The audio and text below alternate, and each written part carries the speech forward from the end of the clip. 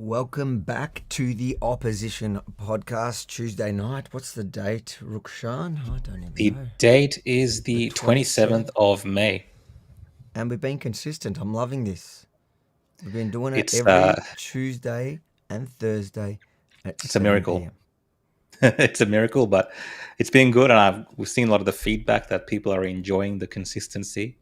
I do see complaints about the ticker for the 10 minutes, but this is the story, guys. The 10 minutes ticker is just for people so they can all join in and have enough time to settle down and join the show. Otherwise, when people join in, they might miss the start of the show. So it just gives people time and is based on a lot of feedback that we've had. What do you reckon, Avi? It takes about that time to build up the audience. So right now we've got 2,000 of you with us. So thank you for everyone tuning in. I'm way quieter. Is that true? Am I way quieter? Did someone say that? You sound okay to me, but you I can sound boost yourself okay. a little bit. I'll talk a bit louder. To be honest, I just got some pretty crazy news. As we were signing in, my grandmother just passed away in Israel. She's like 100 and they guess about 103 to 105 years old. So she was very old, and my mum just left a message in the family group, a bit upset. So I think it threw me a little bit. So maybe that's why I'm talking a bit quieter. Welcome, everyone. Ground rules. This is how we do it. For those that haven't been here or new here, we are going to we essentially run the whole show. Anybody that wants to get involved in the conversations on all the platforms, you can get involved. Some of the comments I'll put on screen, but the super chats on both Rukshan's and my channels, we will read every single super chat throughout the show. Thanks for the good wishes, guys. I think it probably threw me more that hearing my mother say it. So we'll deal with that after. It's kind of a weird time. It literally happened in the last couple minutes of the ticker. Of the countdown, yeah. Of the countdown. But everything will be all right. Life goes on. And something else that's thrown us off is we're waiting for our guests still. But we'll start the show. Yeah, I don't know. he can join. He can join when he joins. So I hope let's everything's see. all right with him. Like, we're just Yeah. copying bad news here. So I just hope everything's all right with Jerry as well, who was supposed to log in by now. Hopefully he logs in at some point within the show. But a very warm welcome to everyone here. Rukshan, what's been happening with you? I am still actually recovering from my foot injury. I've had the X-rays and the ultrasounds, and going around in circles trying to figure out what's wrong with my foot. There's been small improvements, but overall, I am still kind of bedridden, if that makes sense. So it's been an interesting time, just lying around and having my my wife do all the work for me. That's usually not the case, right? I mean, Is she watching tonight?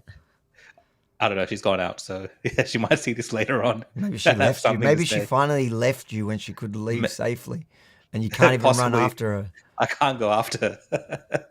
But yeah, look. Besides that, not much else. Obviously, been following the news, and there's been lots of things happening around the world. And I think one of the topics that we're going to be talking about today is something that we've seen. With the research that we've been doing into this subject, Avi, it's been something that's been happening. It seems like now for decades in For Victoria. many years. So I think we'll get straight into it. That's the main focus of tonight's show. And like I said, for those just tuning in, hopefully Jerry logs in at some point soon, because it'll be interesting to get his take. I remember that's the first time I connected with him, because I was looking back at my messages with him, which was prior to COVID. He was on Andrew Bolt's show just talking about this exact issue, because this is nothing new. So Yeah. let's start with, I guess, the story now. In the northern suburbs, at the Northcote Shopping Centre over the weekend, what seems like two ethnic gangs. It looks like from the footage you had an majority African group versus what seems like from the footage as against a Middle Eastern gang, which makes sense for the area in the northern suburbs, where they organised to meet to have a machete fight at the local shopping centres of all places. pretty confronting footage for most people, which the response by the government to me is insane. But we'll go through that. I think what we can do is we can watch the Channel 9 report. Yep. Last night's report to start with, because that'll just give you an idea of the footage. It's the second footage, and then the response from the government. So let's take a look at this. Terrifying CCTV has emerged from inside Northland of the moment a wild machete brawl erupted between rival gangs and the courageous shoppers who jumped in to stop them. Crime reporter Gillian Lantouris begins our coverage. A busy shopping centre on a Sunday afternoon becomes a battleground.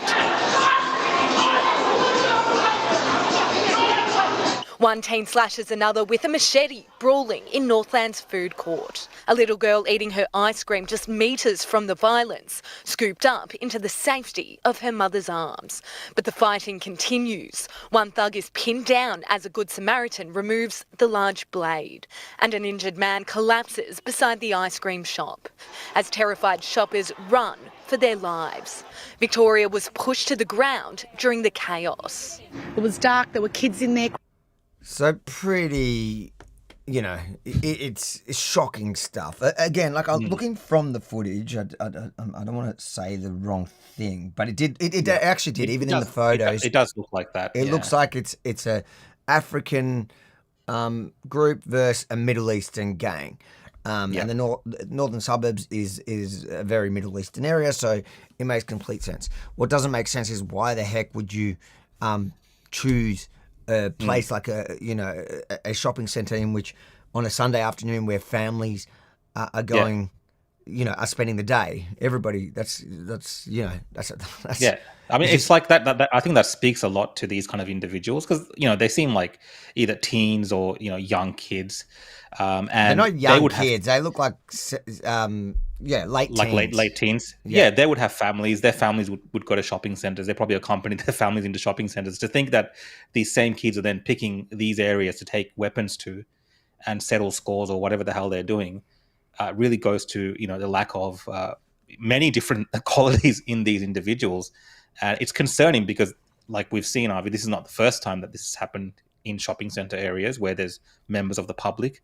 It's one thing if these criminal elements, get together in a park and have a punch on, but then to take this violence to where there is families. And you saw in that footage, there was like a kid sitting at a table. There's people running around, pushing trams. I mean, people were mortified and terrified of what was taking place.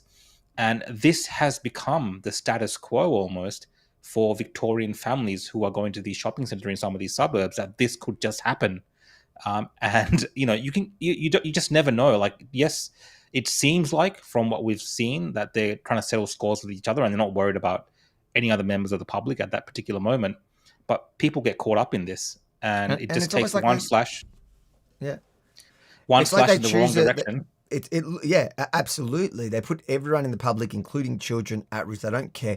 But it almost seems like the place is chosen on purpose to make the point that they are so brazen and they do not care about our laws and the way of life that we have here in Australia, where every person should feel safe, especially in such a public space. They didn't choose a park that no one's at, a quiet park in which to engage. I remember when we were teenagers, the opposing gangs always did that. They chose some quiet park. I remember the Oakley boys versus the Paran boys. They chose Princess Park in the corner on a Friday or Saturday night late when nobody's out there. And, they, even if it was, they did often come there with weapons, knives and that and attack each other. But it wasn't so brazenly in front of the public. It was to settle that score. Here it feels like they were doing two things at once. So obviously the government's knee-jerk reaction, which in the context of last week, so I did a video on this this week as well, just pointing out that last week on Tom Elliott's 3AW morning show, he asked her because they've already announced this machete ban, and they said that they could that it's coming in. They're implementing it in September, right? Yeah. And she said to Tom Elliott that when he asked, why can't you just do it now? She said it was unsafe to do so. Now, so yesterday, sorry, it's my sister. So thanks for everyone for all the kind messages here. I know I'm probably a little bit thrown in it all, but appreciate all your messages. I do appreciate it. I just feel like I'm going to keep the show going. So let's hear what the what's happened here. So this is the response after the attack, right? So, and then you're saying a week before this on 3AW, she was saying that it's unsafe. I think it's less than a week even, yeah. Less than a week, yeah. She's saying it's unsafe. Days ago. Yeah. This is the day after. This is tough, Jacinta. Let's have a listen. Sorry, why am I not getting sound through there? Oh no, sorry. First, and we have seen over the weekend 2 incidences in both South Melbourne and at Northland Shopping Centre that were appalling, and I condemn particularly at the incidents and events at Northland Shopping Centre yesterday. At the outset too, can I thank the members of Victoria Police who worked incredibly hard to protect the community and respond incredibly swiftly to these incidences. And I have had the opportunity this morning to speak with Acting Chief Commissioner Bob Hill to both be briefed on the incidences, but also to thank him and through him the members who always, every day, go out and protect the community. I'd also too like to acknowledge the broader emergency services, but also too the retail workers and staff in the shopping centre who were part of that response, and also to the families, to the shoppers, to people who were in the shopping centre just going about their normal Sunday afternoon. What they witnessed was appalling. I condemn it, and my thoughts are with everyone who's been touched by these incidences over the weekend. That's why we have been working incredibly hard to bring about Australia's first machete ban. We announced in March that we would be moving quickly and safely to bring about Australia's first machete ban. This comes also off the work that is being done to provide Victoria Police with expanded knife search powers, which has seen a record number of these dangerous weapons being seized and taken off the streets by Victoria Police. Isn't it such a weird flex at the moment?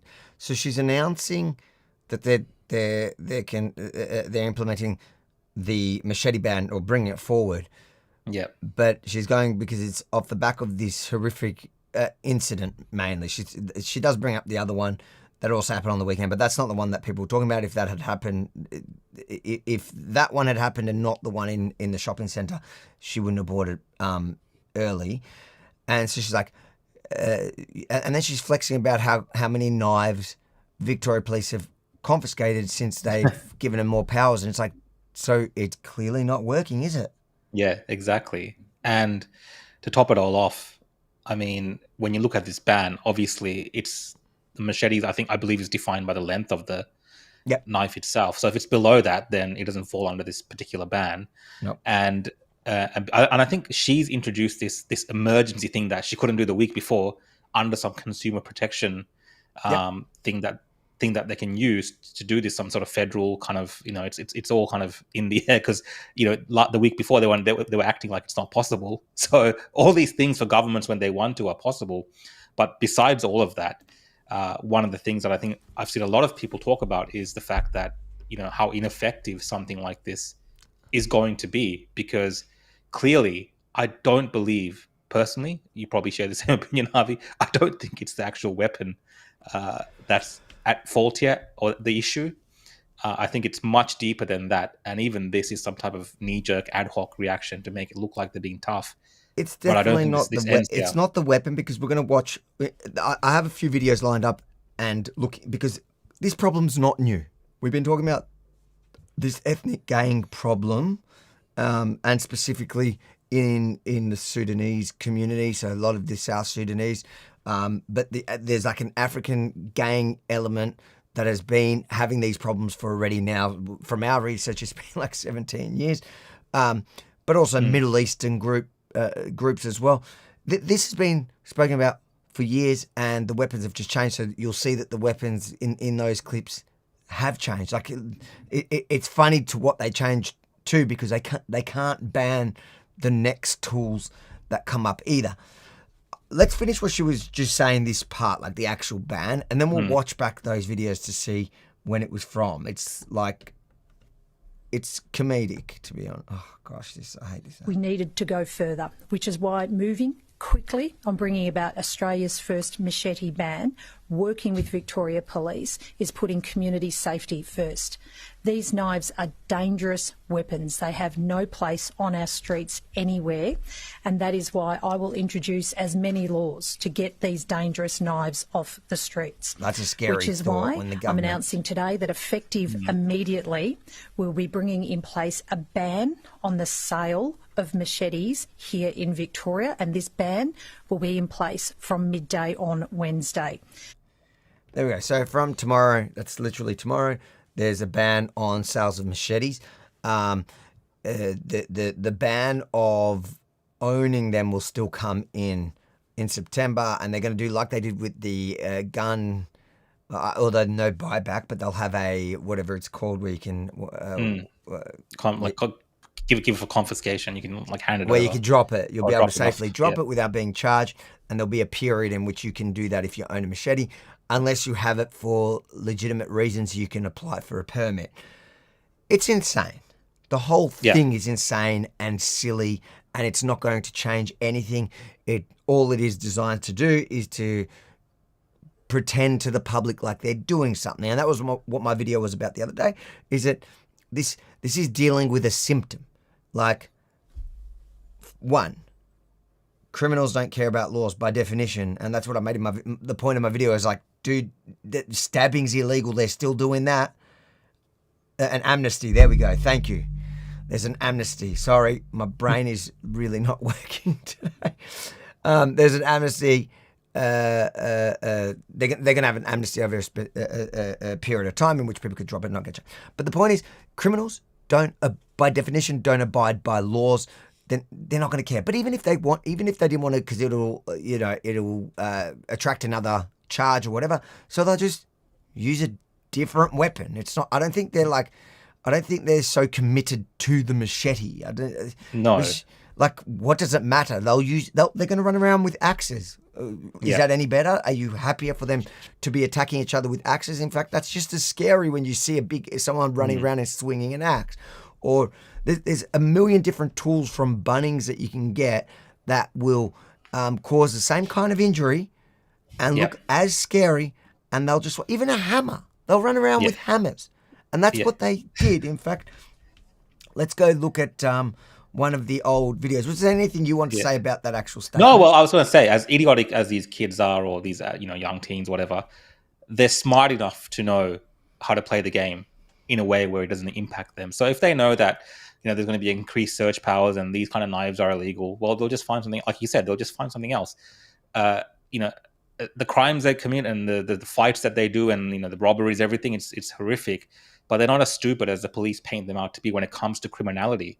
They're going to find ways around this very easily, and it's not going to stop them, like you said, Avi, from wanting to use weapons to have an advantage over other gangs, or when they're robbing people or to scare people.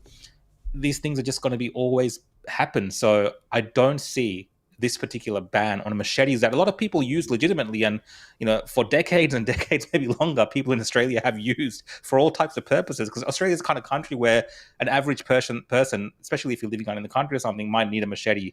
Or if you're traveling, if you're camping, whatever, like it's a useful tool. It's not a weapon per se. It's just been made into a weapon by these groups. Exactly. It's used in cooking and all types of things. So to think that, she actually said, Avi, when you said it sounds dangerous, that she's willing to keep banning as many things. Yeah. That's no. What sounds dangerous is the idea that the government's saying, "I am willing." What was her wording? I am willing to ban. I don't know if she said ban, but to kind of do whatever. Implement as many rules as I have to, introduce as many laws as I have to ban as many things as I have to.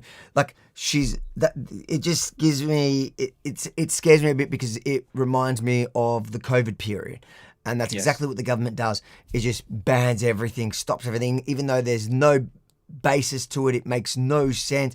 The outcome you claim to be trying to achieve is not even going to be achieved through that ban.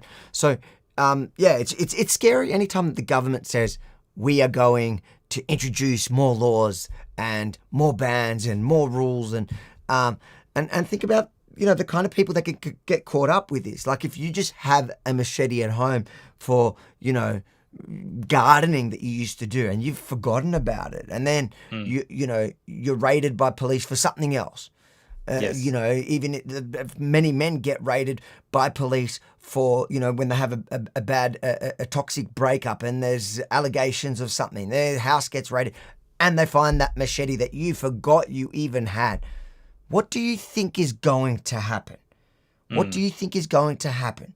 Police are just going to stack another charge on you. So giving police, like, I understand the idea of giving police the powers to search these groups, and I personally think that they should have the right to racially profile as well. If there are certain groups hanging in groups, in gangs that are committing serious offences, like I think the police should also have the power to racially profile and to deal with it. That literally, It seems dumb not to. I get that it's not politically correct, and I also think police, there's a certain way police have to carry themselves, but as long as they're not abusing their powers like we saw some of them on power trips during COVID. But when cops are actually trying to protect the community, and there are certain elements in the community, certain groups, certain racial groups, certain whatever, that are committing these offences, then they should have every power to be able to deal with that to protect the community. Yeah. But this ain't it. I agree. Yeah, it's not ideal when it comes to things like racial profiling, things like this. But unfortunately, when your society kind of devolves into something where there is these kind of, I would say ethnic kind of enclave style gangs which are forming, roaming around and disturbing the rest of society. Well, unfortunately, if you can't get your whole head around, to make that work, there has to be other ways to protect this as community. And I know it's not ideal, and there's other things we can talk about related to this later on, Avi. But I think that's what necessitates these type of actions by police. I like this comment. I don't necessarily agree with them. Oh, yeah, that's a good comment. Ban the Labor government. That might improve things. Actually, that might solve a lot of issues. So, like, this is not like we were saying. None of this is new, and the next clip is from 8 years ago, right? But we're going to go even more backwards. 8 years ago, if you'll remember this. Oh, it's Facebook, mate. Oh my God. Who shut down the Apex gang, a group of vicious thugs Remember the Apex gang? Families before stealing their cars. Police swooped on 5 young men after 2 Chinese students were attacked in their Ormond home. Bashed and robbed after being woken in terror, Tony and Marco were now too afraid to show their faces. We are lying on the bed and they kicked me and punched me, and I feel painful and got my phone.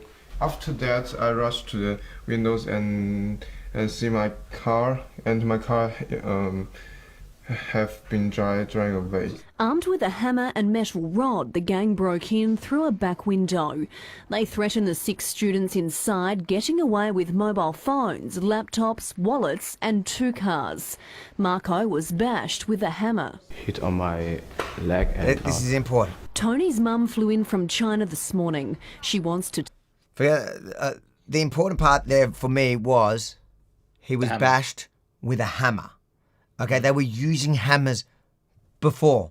You think they're not going to go back to hammers because now they don't want to cop another charge for using a machete? I'd argue that it won't even care. But okay, great. It gives cops another charge to drop on them. That'll be the argument for it, right? Yeah. But it's not going to solve the problem at all, because there are plenty of weapons that they already know about. If you remember the Apex gang, it was just like a loose term for anyone that kind of identified it with it, and you pretty much had to be African to be a part of it. It started, I think, in Dandenong, in your old stomping ground. Did you try to apply for the Apex gang at any point? No, I did not, but I actually So I finished my high schooling in 2003. So I was, in the late 90s and 2000s, I was in Dandenong High School. So, and there was Hemmings Park in front of us. And of course, a very mixed ethnic group. And it was around the early 2000s or something like this where kind of the African migrants started coming into Dandenong, and more so in Noble Park area. So just the suburb next to it. And I remember that change happening and that shift happening, and it happened very quickly. I don't think it took that long whatsoever for these groups to coalesce into these kind of little gangs that would roam around in areas. And you'd go to Noble Park, and even for myself, who'd been kind of grown up in this environment with a lot of different ethnic gangs and groups, there was an intimidatory factor about that area because the integration into society was very different from what I had noticed. If that makes sense, like the Asian gangs and the Middle Eastern gangs, they were at my school, but everyone was kind of, integrated into Australia, but they just had their little cliques. Whereas I found that these groups didn't really integrate at all into Australian culture from the onset. And these teams had already formed these gangs and groups, which they had kind of carried over from their cliques overseas. And at the start of it, a lot of the animosity was between like these groups and different ethnic groups from Africa that, interfighting and stuff like this. So it didn't really impact everyone else at the start. But then slowly you saw that progression of, the Apex thing. It went from there was a group on this side of town, there was a group on the other side of town. They would go to each other's suburbs, cause mayhem against each other, and then it turned into carjackings, home invasions, robberies on the street, just senseless violence. You had the St Kilda Beach riots on any nice night that was just overrun, and at the end landed in Moomba Festival, which was back then, which was pretty much like what happened over the weekend. So, was the big thing that shocked the government. People are talking about it, and the government then reacted and changed bail laws, but nothing has changed. I've got another clip also from that year. Let's play this. Has been attacked outside his home by Apex gang thugs who then turned on his wife and children. Police say despite growing fear in the community, they are winning the battle against the gang, making more than 100 arrests since May. Just let that sink in. This is 8 years ago. They say they're winning the battle against the Apex gang. And for anyone that remembers this, Apex gang was a loose term for any of these kids from this side, from the southeast that was of African descent. And then there was on the other side. And there was also, I think there was some islanders, there was a very small group of islanders in it, but it was mainly Africans from this side of town. That was their gang. And then there was another one on the other side of town. But anyone could loosely claim they were part of it. And now you still have the same thing. They never got on top of it. That's the point. No. Moved ice from his windscreen in the dark yesterday morning, this father of two noticed a car approaching. They had their headlights turned off and I thought, what's going on here? Within moments, 4 of the 5 men inside had confronted him. Give me your money, give me your keys. This is a good friend, Paul. I looked at them straight away, I thought, yep, that's them, the Apex gang. One of them just gave me a few punches in the stomach. He protected himself with... And, it's funny because even Paul Dowsey there they don't pull him up, they didn't cut that comment that he made, but if you listen to what he's saying, he goes, as soon as I saw him, I knew they were the Apex gang. How'd you know? Because of their skin color, you just knew they were doing it. It's because but this is what it is, right? So if we look at the videos back then, even then I remember like there was this kind of attempt to deny what was happening in a racial sense, like to deny, like, of course, people spoke up about it, but there was this attempt to kind of downplay it, and somehow it would magically fix itself, and these people are getting on top of it. But in the real world, I don't think we ever saw evidence of this happening. Of course, other issues took over, and people kind of maybe focus on COVID, things. But because COVID, there was, if you remember, so it was, it got really big in the period that I was paying attention from like 2014, 15, 16, 17, 18, it peaked. And then we had the election in which the Victorian opposition really ran on that agenda to fight the crime, and for some reason, Victorians literally didn't care. It was wild because that was the whole campaign of the then, was it Matthew Guy, I think? I think it was Matthew. Yeah. Yeah, I think it was Matthew Guy. Wasn't Ted Bailey, was it? No. No. It was 2018. It was, I think, Okay. Matthew Guy. Matthew Guy then. Matthew Guy. And that was the whole Liberal campaign. That was their main focus. And Victorians just, it was crazy because we saw this every night. And then, so then the opposition party, because they got smashed again, I think they chilled out on it a bit. And COVID came in and we didn't hear about it. And now, over the last 2 years, we've started hearing about it more and more. What we saw on the weekend has been happening every weekend. The difference is now it was so public and brazen and in front of families and whatever. Yeah. I think that was an aspect, right? Like you just kind of see the terror of the general public. But how many videos have we seen, Avi, now over the last 2-3 years of people's houses being kicked in, their doors being kicked in by these type of gangsters with holding weapons, and it's just very violent home break-ins that we're seeing, or car robberies we're seeing out in daylight. There's so much footage of it now, thanks to all the CCTV people that have. We have all the Ring doorbells and stuff. You're seeing a lot more of this, but they don't even care about that. Yeah. They're kind of a law unto themselves. And there's a mixture of factors. Yeah, Michael here says, thanks for the super chat. Michael, he asked if Apex Gang is Muslim. Actually, they're not. Apex Gang were mostly made up predominantly of South Sudanese who are Christians. But and like when you meet a lot of South Sudanese people, they're really nice. Especially the older generation, those that fled, they're super nice, but they lost control of their kids. And there is this tribal element as well. You got to remember, these people came, even these young ones that are running around, a lot of them weren't born here.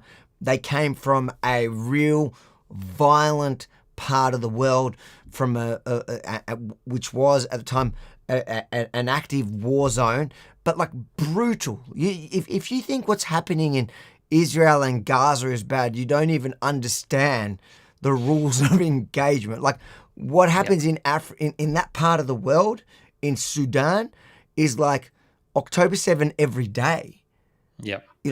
Mass and rapings is what kids are exposed to it, and it's 100%, 100% commonplace for them. So they're a bit desensitized to all of that. 100%. Perhaps there's lessons to be learned there, but what I see also, Avi, is not just that. If you look at kind of the content, especially these days that these kind of kids are putting out, these youths are putting out, they're very much influenced very early on by American, rap culture. Yep. Like that kind of gangster. Well, we saw that even in Alice Springs, and I know we're going to touch on Alice Springs as well. And that's kind of, if you watch their videos and stuff, and other groups do this as well, but they fully emulate that, and they kind of see their place in society within that frame first. Not as Australians, or not as a part of the general community. They see themselves as a collective group who are kind of the same struggle as African Americans in some respects, that they feel they take on some of that. Yeah. And then they see crime as this kind of cool thing that they see the rappers doing. Yeah. And it's something that's normal. It's crazy. Like you don't need to live like that in Australia. Like a lot of these kids, their families are on government welfare. They can have a normal education at a public funded school. This is not the US ghettos, right? But they're kind of ghettoizing their own lives on purpose to kind of be in this world that doesn't need to be there. To me, it says we need to look at the immigration policy that we have. Of course. And have an open discussion, honest, frank discussion about it. And the thing is, like, these kids, you see, like, they're 100% emulating American black culture, even though completely different. They came here, we embraced them, we welcomed them, we gave them an amazing opportunity to actually create a good life, and then they're repaying us for that in such a horrific way.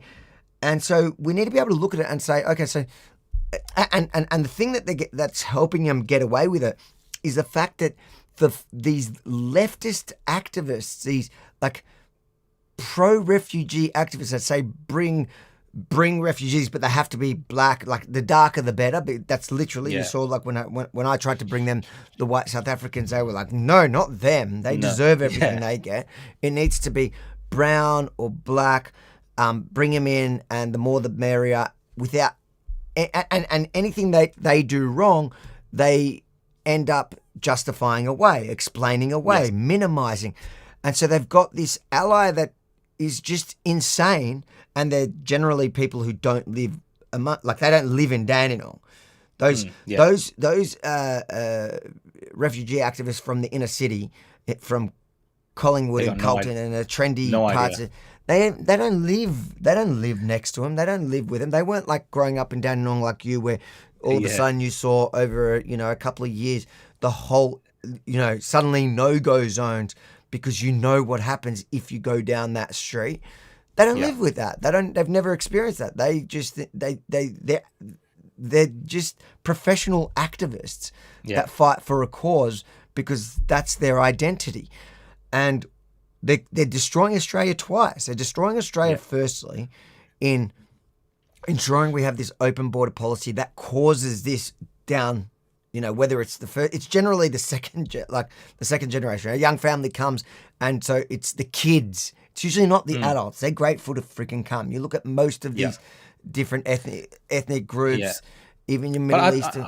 I think, I grew up on a lot of like different changes in Dandenong, for instance, lots of different immigrant groups coming, like, Afghans and Indians and whatever. Like there's always kind of a different group coming to Dandenong. Like that's kind of where they're dropped off for whatever reason. Same as like, my family in the, early 90s when we came. So it's kind of happened there, right? But I've always, I can only speak from what I observe, but I feel that these kids' families, as nice as they are, and I've spoken to some of these kind of parents and families, as nice as they are, there is this lack of responsibility for their children that they have. And they have lost control, and there are elements within that don't want to take responsibility for it, maybe even within their communities, or they try to, but it's not really like a realistic kind of solution that they come up with this, because you look at any other, let's look at I can speak to Sri Lankan or Indian migrant communities. Like the parents would be like, to their children, you cannot get in trouble with the law. You have an opportunity here. You have to educate yourself. Can you still hear me? I can hear you, but you lost the video. Lost your video. What happened to your video there, mate? Lost my video. I'll come back. I'm not sure exactly what happened, but that's a better. It looks better. Just keep that. Keep that one. Let me come back. I don't know what happened there. While you do that, I'll just read this super chat. Michael, another one. Thanks, Michael, for the super chat. Says ban feminism. Then I can't remember what that would have been in reference to. Perhaps some people, like I've seen a lot of people commenting that a lot of these kind of refugee pro policies where you have this kind of bleeding heart attitude is they blame women, for instance, being more amicable to allowing this type of immigration or this type of sympathy. I think that was an older. It was from before we were talking about that. When you say what you said, it actually make a good point, and that's why I think there's compounding. Like it's never just one issue that caused this, right? So it's not just that they came from a war zone or a tribal war zone or whatever, and so then they come here and they bring that with them, or the ideology or whatever it is, like whichever group. In this case, they have the compounding issue that when they come here, they have a lot of kids and they don't actually parent them in the way that we parent them here. It's kind of a free-for-all. And so at really young ages, so in those, like I grew up in a massive family as well. I grew up with 16 brothers and sisters, and even in my family, it was always like the older siblings take care of the younger siblings. My parents were still super strict, but we got kicked out real young. Like I spent from 14, I was out on the street, and it's probably similar for like these kids. But then you have like in my community, I was probably like more of a black sheep, right? In that community, it is almost just it is the normal. It's not the one off. It's like it's just like that's how that community sort of operates. That you have massive gangs of teenagers who are, and we saw it in Alice Springs as well, in the Aboriginal communities. It's like you had all the young kids that were just out on the street, forming gangs, joining each other, fighting, like just running amok through the night. Especially the boys. So I want to make that distinction as well. Yeah. So a lot of the girls from this community are the complete opposite. Because they often take the parenting role in the family. Yeah. I've noticed that a lot. Like just interacting with these communities, like it's the boys which end up in this kind of clique of just roaming around streets and being left to wander around. And it's great to have freedom, but if that's not, managed and the type of people that you get involved in, then obviously that goes to different issues. Because my parents, for instance, the thing that I was saying is that we're told not to have issues with law enforcement, not to have issues at school. Like that's kind of drilled into us as an immigrant group, for instance. Whereas I don't think this is happening with this particular group of people, and I put that on the parents' feet, because at the end of the day, these kids, a lot of them are starting this type of getting put into this kind of situation from a very younger and younger ages now. They're seeing their brothers do it, they're seeing their cousins do it, they're hanging out with them from an early age. That's why you see these criminals becoming younger and younger and the criminality that they're doing. So it is definitely a parental issue, one. And I think as a community group, I would feel ashamed if that is the community that we represented to the rest of Australia. Like you said, after being given this privilege and opportunity to have this life in this country, to kind of destroy it in a way by not having that discipline, I think is not the best type of behavior, and we should demand more of that. And I think people are afraid to say that and do that because they think it's racist or whatever and all this kind of stuff. But you're seeing the impacts of it on our society, and it's been very harmful. And it's only turning people against, refugee programs and, turning people completely 100% opposite against individuals. So at the end of the day, we need to find a balance in terms of how stern we are. But we should be able to have the conversations frankly. And I think that of course, if you have the definitely conversations more frankly. without... So, like, there are people that are genuinely racist that there's no point in talking to, like, although, like, you can debate them, right? But I think as a society, we can have the frank discussions about all these different aspects to it and work out, is there something that we're doing wrong in the way we're kind of trying to integrate and bring them in, or that's causing this?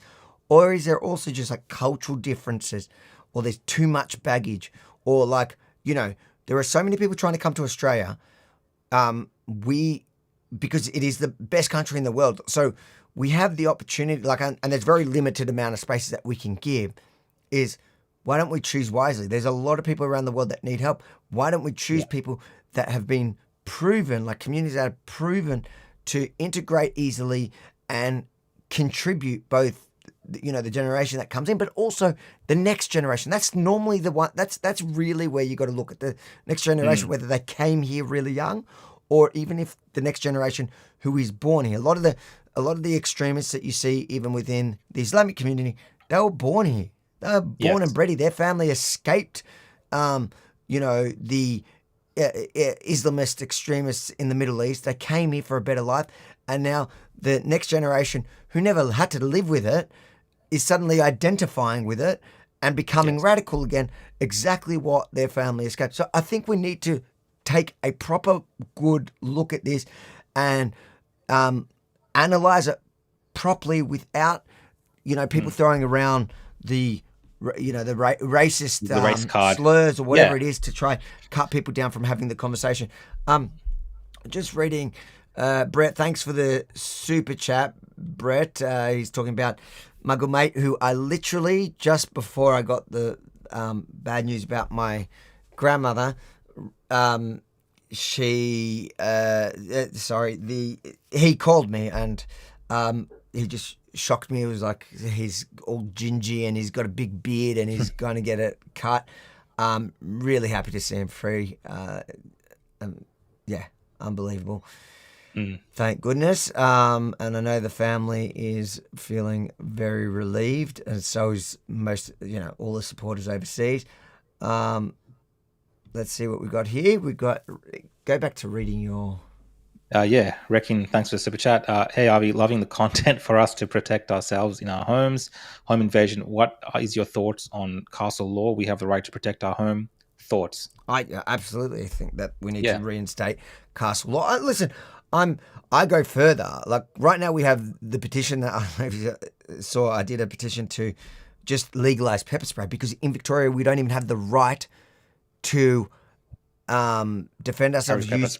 Yeah, so like literally, guys, if you're watching this, legalizepepperspray.com, sign that petition because I personally believe that we should be able to carry firearms for self-defense. That's my personal perspective, and I'm happy to debate that anytime. And stop pointing to America, everybody. Like there's better examples that are more appropriate for us here in Australia. But even if you're not, like at least pepper spray, a harmless bottle of spray we can't have in Australia to defend our house. You can't even have it at home to defend yourself against these thugs. But I totally think that we should bring back castle law, and I think that you know, if somebody comes onto your property, you should be able to, by all means, defend it. Defend your property and your loved ones. Absolutely. Yeah, no, I agree as well. Back to the point you were still talking about before, Avi, like, you know, there is this cultural kind of incompatibility we're seeing with some of our immigration.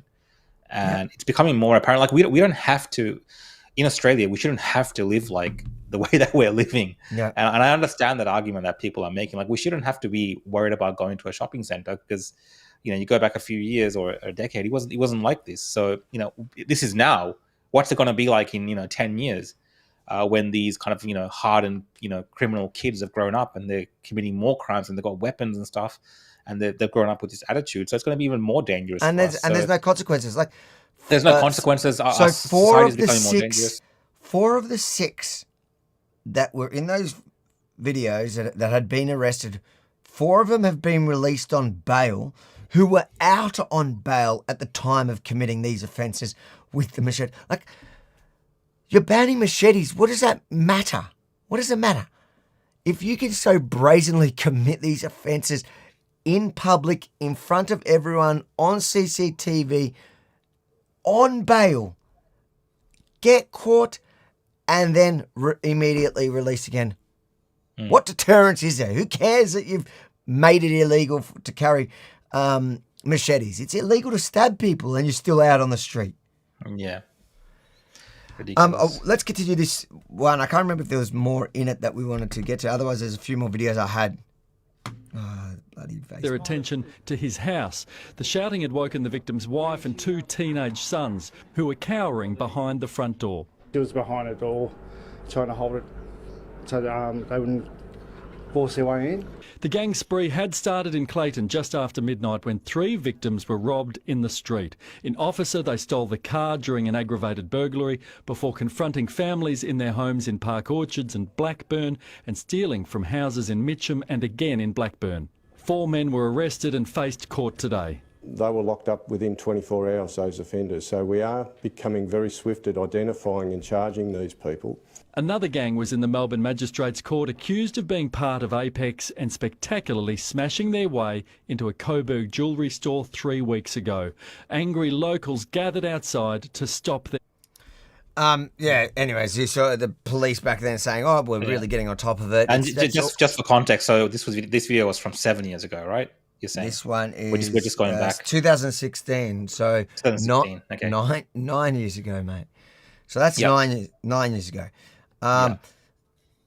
Then we had so then there was like I said before, that all came to a head at the Moomba riots. It was kind of like what this weekend was when everyone had had enough.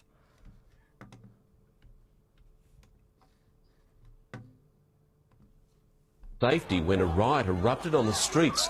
Parts of the CBD were shut down as more than 100 people from rival gangs faced off, some using chairs as weapons.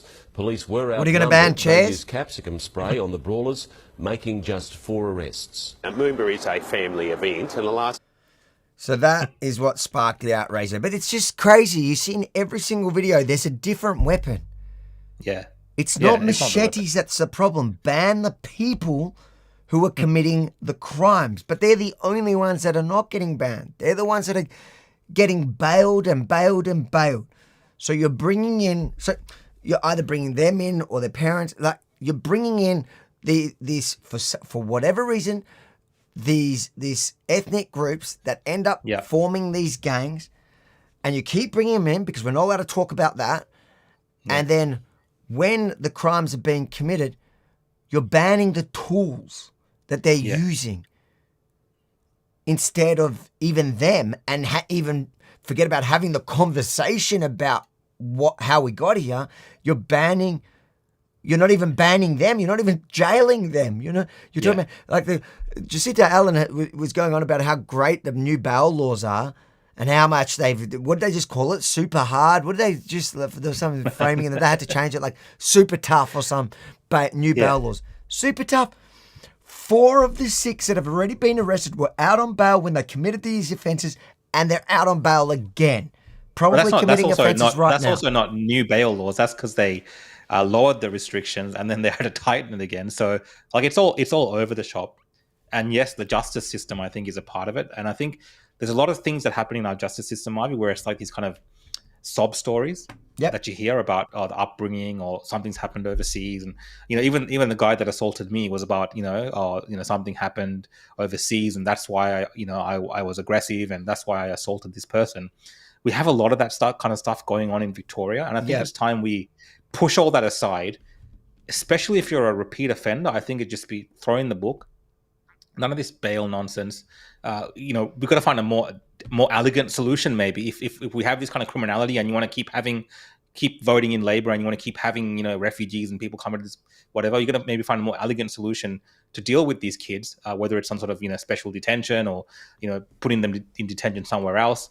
It can't just be this thing of they commit crimes, or they tell you a sob story. Okay, we're going to give them a chance out in society. They commit another crime, another sob story. Yeah, we're going to try again. I think people are done with trying and being nice about this issue. Yeah. It is actually impacting society to such an extent that it's no longer worth trying to protect these kids by being nice to them. We have to get tough, and we have to protect we have to protect the parts of society. We have to protect the kids who are good kids, who are good families. We have to protect those people. I think, all of these kind of governments tend to, try to help people who are creating the worst kind of impact on society with their criminality and, their inability to look after their kids and all this kind of nonsense. We have to start protecting the good people of Victoria, the people that do the right thing, that want to go shopping in peace. We have a system those people. We have a system that's designed on protecting the perpetrators rather than the victims and the public. 100%. It's insane. And the worse somebody's backstory is, the more they get away with, and the more we apparently. Well, it's all these new clinical psychologists, and it's kind of this whole industry around this. I think, and people might say that Abby makes actually an interesting. Thank you, Abby, for the super chat. Read this comment, and then we can unpack it a little bit. Mandatory counselling for immigrants from war-torn countries, along with participation in programs to help integrate into Australian teens who breaking laws should have to attend additional counselling with a parent. Like, it's an interesting point, but then I go back. I agree with the sentiment, and I think that something has to be done. But I saw this thing in America where a kid took the parent's gun and went to the gun cabinet, went to the high school, and shot up the high school or something, and they actually charged the parent as well. With the same thing. You see, like, I don't agree with that. Like, I have. Okay, I'm not saying 100% like that, but some system to hold parents and families responsible as well for their children. You can only do that if you also empower the parents, right? Like, I'm a parent of 4 teenagers, right? And I've also so I've got 2 stepkids, 2 of my kids. In my own kids thing, the system actually takes away, and now parenting in general, the whole system takes away, especially a dad's rights, but parents' power. Like, there's so many rules and kids know it. So you're not allowed to properly parent. Like the old days, you can't actually instill that fear because kids know when they get to like 13 that, Yeah. I can, they start acting up, and that's why you have so many rude kids, because they've taken away all those powers from parent to really parent. So kids are not afraid of the parents anymore. And sometimes you lose control of your kids now because the system is now designed that the kids have more power. And if a kid just wants to rebel, there's literally nothing you can legally do anymore. Yeah. So you can't have both. If you want to start holding parents accountable, then you also have to give them the power to. Okay, now I don't have kids. I agree that might be a problem. I'm just thinking of ways to kind of deal with this, because obviously I do believe there is an issue where these kids obviously aren't living by themselves. They're going back to a house. They're going back to a home. They're living in family units. Yeah. And then they're going out at nighttime or during the day, whatever, not going to school, whatever, and then committing crimes. Yeah. So at the end of the day, people have to have some type of thing attached to it, whether it's to do with their, ability to get permanent residency in Australia, whatever it is, there has to be some type of, I don't want to say punishment, but deterrence for parents to actually want to look after their children. Like if you have a, but I think we can step back and look at it. So like what we were saying before is like step back and look at it and see in some cultures it's almost a cultural thing in how they raise their kids. How they raise their kids is just they have a lot of kids and then there is not much raising.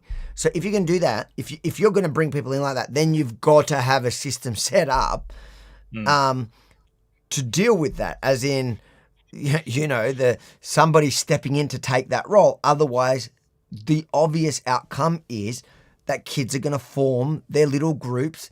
What do teenage boys end up doing when there are zero parents around, when they're influenced by another, like a Black American violent culture, and like it's just like a disaster waiting to happen that was so obviously going to happen if somebody bothered to look at it, or if we were allowed to actually have that conversation. But we weren't allowed to, and we're still like, it's kind of a taboo.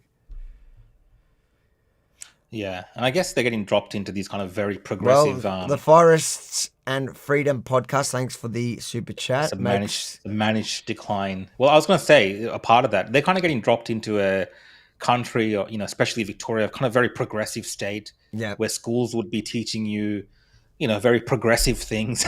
We've touched these topics before about different, sexualities and, he, him, and all this kind of stuff as well. And also teaching you like about, the rights that kids have and, parents can't do this. I'm not saying that there's levels to how good and bad that all of that is, but they've dropped into this, and maybe some of these cultures and some of these kids don't really respect that or look at that as a license, in terms of there is a way that, flexibility here in this country with law enforcement, for instance, like you have rights, and that's a great, amazing thing about Australia. Like when you deal with a policeman, you have rights. Now, in some of these countries, if you're mucking around as a kid outside, like the police will literally grab you off the street and beat you up. Right? That's kind of the discipline that they put onto these kind of individuals in some of these other countries around the world. In developing third world countries, the police will literally drag you away to the police station and probably beat you up if you're in one of these street gangs causing trouble. Here, it's like, oh, I know my rights. I know the system. I can get away with it. And they know it, and you're right. And they know it even against their parents. Yes, they know it against their parents and the leniency that they exercise, and they take advantage of it. And, wagging school, all these things are taken advantage of. And I think that's happening on a mass scale that really people don't want to either address, because you can't say that, authorities don't know that this is happening. Like we can see it all happening. Of course they know it's happening, but they're not sure how to address it, and especially how it matches up with all their, utopian ideas of this kind of progressive society. And that's what I was about to say is like most issues, the pendulum swung way too far. So even when it comes to what I was talking about a minute ago, parental rights and parental powers and all that, because, obviously back in the old days was no good when parents could just beat up their kids. But nowadays it's gone so far that if you, raise your voice at your kid, you could end up breaking what they consider now domestic violence legislation. And it's just like, well, if you do that and you teach the kids that, and the kids kind of fall and they go, oh, great. So I can do literally whatever and you can do nothing. And the kids know that. And then on top of that, you have all these conflicting things. Like on top of that, then you also you build the actual system where if you do break the rules, like if the kid does the wrong thing and he finally does something to go into the legal system, he doesn't even get into any trouble. So like his parents this is what happens. These days, a parent would get into more trouble for, let's say, smacking his teenage son, than the teenage son will get for running around a shopping centre trying to slash people with a machete. Yeah. And they know that. Yeah. That's the state of things, yeah. That's kind of what we're working with, and it's the perfect recipe for disaster that we're seeing in this state. Michael, thank you, Michael. I'm just one, so I don't know. I don't know why you too. Rukshan is a local legend. Thanks from us. Thanks, mate. Thanks for the super chats. And Magnum says, I like reading them as we go along. Magnum, thanks for the super chat. You're all welcome, but if you commit a serious offense and convicted, you will be deported. Simple. I mean, I see a lot of people, asking for deportation and as this kind of go all simple solution, and people think, oh, when I talk against it, I'm like, it's out of interest to protect myself or something. And this is what people say, but it's not that easy, especially when you're talking about kids who are, maybe second generation, second generation, and they've grown up here, and they're Australian for all intents and purposes, and it makes it much more complicated when it becomes in this situation. So I think the solution is to actually stop it at the root problem, which is immigrating people from these type of places where we are having issues. I think Trump does that. One of the things that Trump did, it is not fully related to it, but when he came in the first time around, he did that whole Muslim ban thing, and that wasn't banning all Muslim countries. That was just banning people from those hotspots from hot zones. And you have to direct your immigration policies like this when you have an issue. Why would you keep bringing in people who are incompatible with your culture and that is degrading society even further, especially if you as a government are not willing to do the things to integrate them, because we do have a free-for-all where people are not being integrated into this country. And I do agree, though. I do agree that so with regards to that comment, if somebody is themselves a new immigrant, I absolutely agree. If you commit a serious offence, you should get deported. Because deported, no chance of getting permanent residency or whatever, just out. Scrap everything and just you have to go back. Straight up. I think it's arguable if somebody comes here as a young, even if they came here young, I still feel like that you should be that grateful to come to Australia, to be to being welcomed in here, and all the resources that went to you from the taxpayer, because that's who's paid for you to be here. I think absolutely you should be deported. But to your point, probably the vast majority of those involved now, it would be interesting to look at it. We don't know because they don't tell us anything. It'd be interesting to know how many of, let's say, from these ethnic gangs. So you had two from at the moment playing up between each other. I know the African ones are getting the most heat, but there is also, but they were the ones that you could see really wielding it. Although you saw the other ones holding it and holding the machetes. But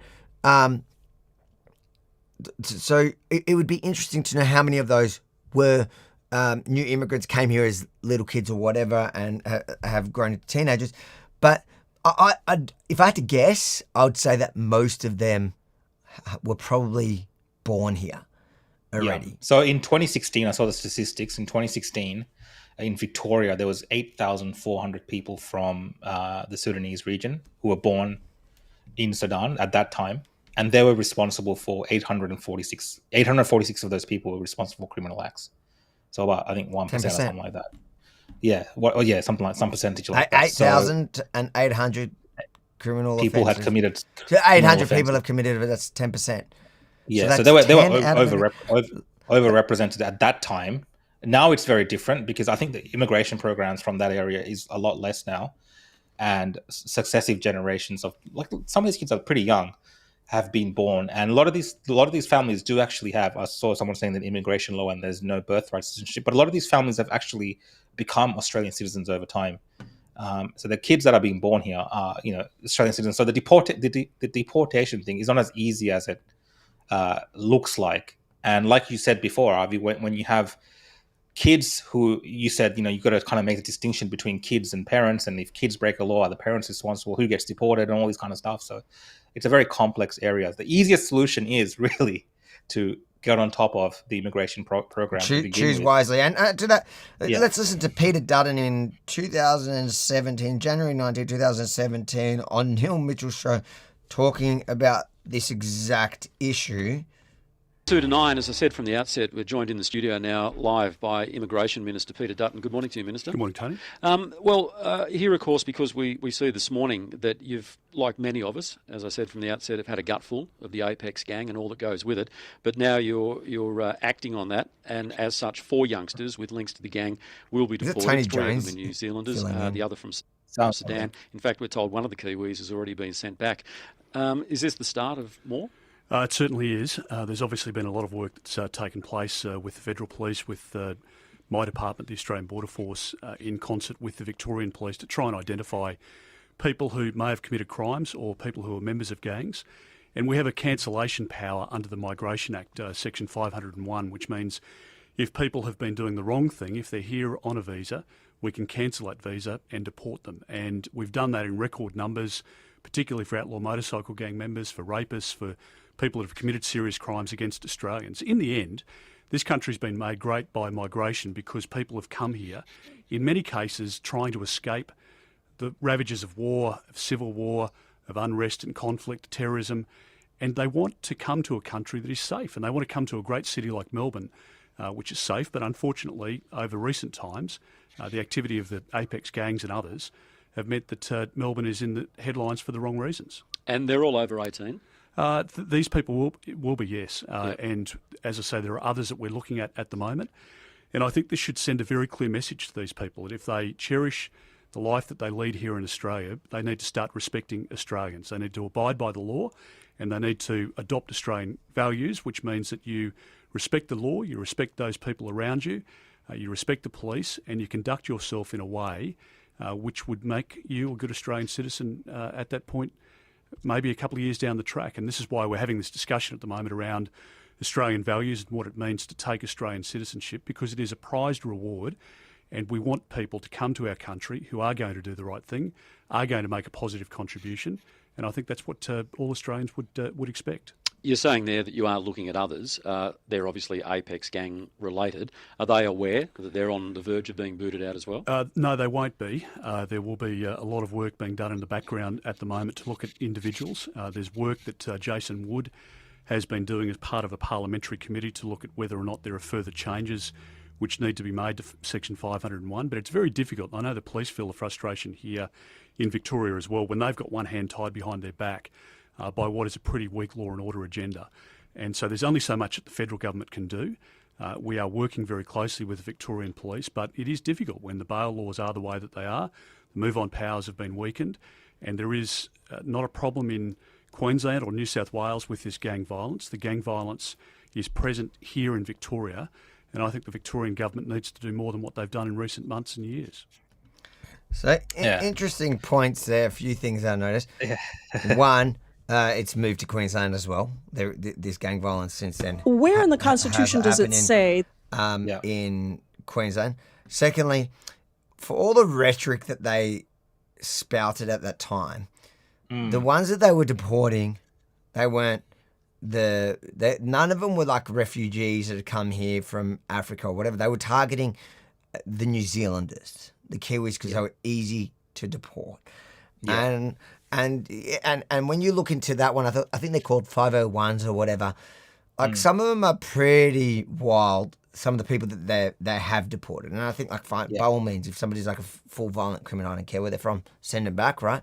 But in some of the cases in New Zealand, like they went on this rampage of sending back people that have had pretty much their entire life here. They've got family, kids, they already weren't committing crimes, but because they wanted to take this hard, or they want to be perceived as taking the hardline approach to foreign criminals.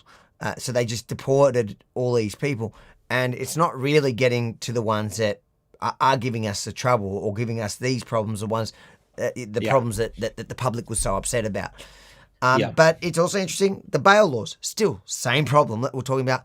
That's 2018. So you're looking at 7 years ago, talking about the bail laws, the power that police have to actually fight this. So it's all the same problems, and we're going to go back even further. I've got Neil Mitchell and Daniel Andrews, and I've got also the. It just goes back and back and back. Yeah, the thing on the Kiwis is like they deport people. They don't like you said. Like there's this thing like, oh well, these people have come as refugees from these war zones, so we can't send them back there.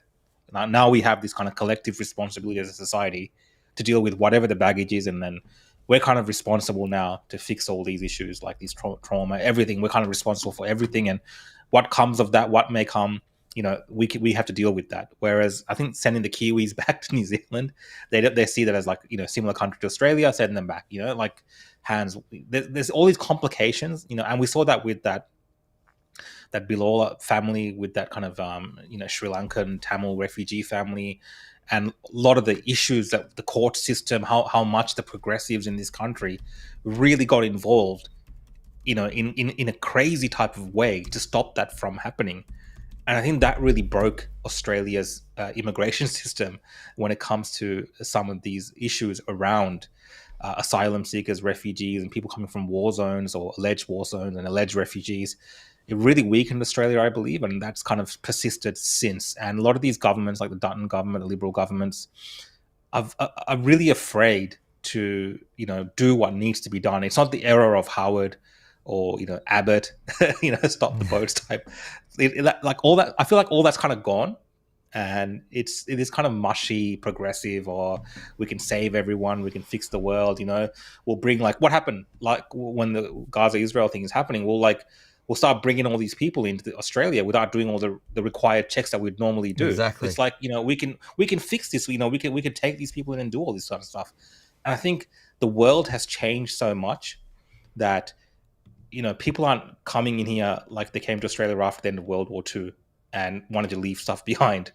You're bringing in people that are bringing a lot of that animosity and trauma with them, and then acting out within Australian society and not having any pushback to it whatsoever. Yep. So it's dangerous times, and they've been given a free pass all the time. That's what we free pass, and you're coming to a country as well, Arby. The other thing is we keep talking about the left, but these progressive left-wing elements, they're the ones that are on the campuses here that are protesting and saying the exact type of similar rhetoric to them. So these people are coming to a country where it's like these people are saying, yeah, we hate our government. We're going to overthrow the country here. Join us. You know what I mean? So the problem is just like exaggerated beyond belief in terms of what it looks like for Australia in the future. I really worry about the future of, especially the state of Victoria, but the country as a whole, because I feel like we've kind of lost control of our immigration plans, cohesion. They talk about social cohesion.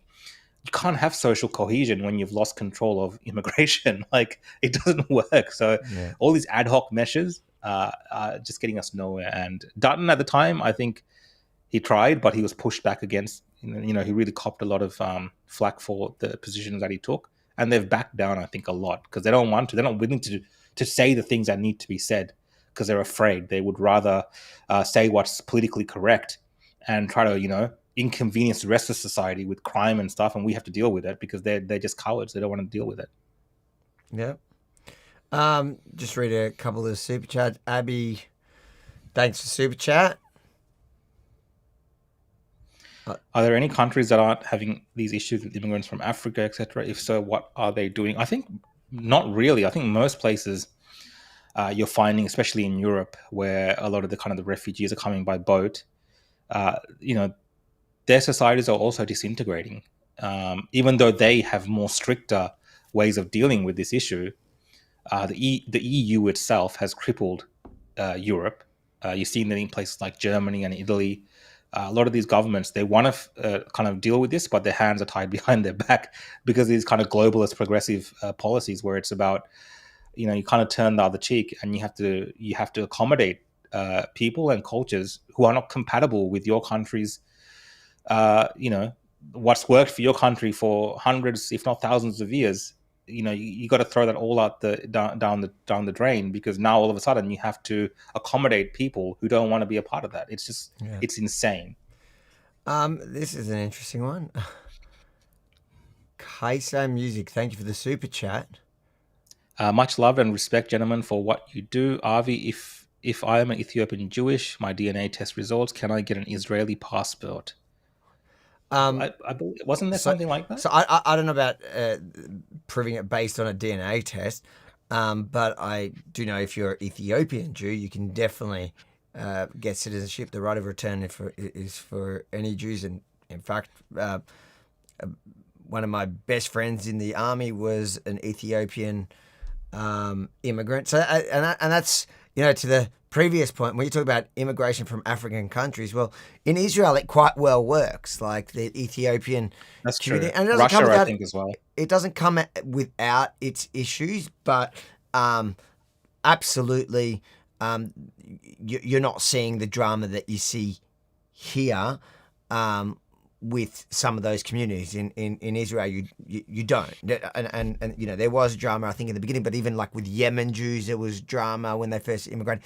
I think today when you go to Israel and you see how the Ethiopian communities are going, the problems that they're actually having in Israel is, I think, are they Sudanese? They might be Sudanese or something else, where they've come illegally, so illegal immigration. That have kind of created tent cities or whatever within Tel Aviv, and there was big drama there. That's where the crime is happening. But when you had legal, proper immigration of, for example, like Kasai, I think, hopefully I'm not butchering it, says he is Ethiopian Jews or there's other African Jewish groups, but Ethiopia had a really big one, like Yemen Jews. They share. Yeah, I think we shared kings. At one point or whatever, but there's large communities there that do quite well. I actually want to say, to correct myself as well. I think I know the immigration is slightly different for parts of the Middle East, like the UAE and those kind of countries, but they seem to have it under control. So they seem to have a lot of different cultures and people, multicultural in a way. And I also think you can look a little and they deeper. Seem to have it under control. It's also from where. I think calling it African, and I remember people used to get upset when you say African crime wave. It's like there's a big difference between a Kenyan and a South Sudanese and their experience and their culture and their whatever. So all I would argue is that it's not about the pigmentation of your skin. It's literally when we're looking at opening our doors to anyone, whether it's whatever kind of immigrants, whether it's refugees or just working, whatever it is, people that are going to bring their families and move here and actually start a life here. We want to be able to, we have a reserved amount of space in which we issue those kind of whichever visas. We should have the proper background check to ensure that the culture and the thing that we're bringing in, not the skin color, the culture, the moral values, the set of beliefs, is it going to integrate easily and adapt to the Australian way of life, our Australian values of freedom and democracy and safety? Or are you bringing people who have sadly had a really hard life, but also their mentality is not going to change when they jump on a plane and come here?